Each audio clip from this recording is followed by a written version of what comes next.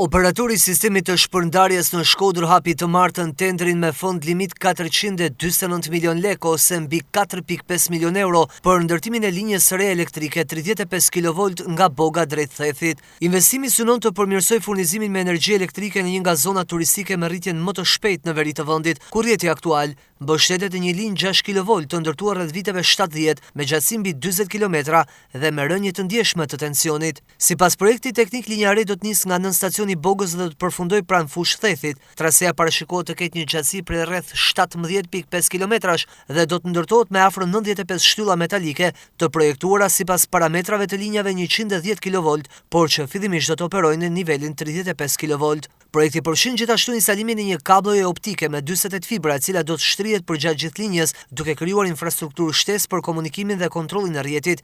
Investimi paraprin ndërtimit të një nën stacioni të ri 35 fraksion 6 kV në Theth, i cili pritet të rrisë kapacitetin shpërndarës dhe të mbështesë zgjerimin e hoteleve, bujtinave dhe bizneseve turistike në zonën e Alpeve shqiptare. Operatori i sistemit të shpërndarjes parashikon që linja e re të ulëndjeshëm ndërprerjet e energjisë, sipas relacionit teknik treguesi mesatar i kozgjatjes së ndërprerjeve, Sajdi, synohet të zbresë nga 85,22 orë në vetëm 8,5 orë, ndërsa frekuenca e ndërprerjeve Sajfi nga 18,97 në 1,8 pas përfundimit të investimit. Përveç rritjes së sigurisë së furnizimit, kalimi nga niveli 6 në 35 kV pritet të reduktojë humbjet në rrjet dhe të krijojë kapacitete për kërkesën në rritje për energji, të nxitur nga zhvillimi i turizmit në Theth dhe zonat përreth.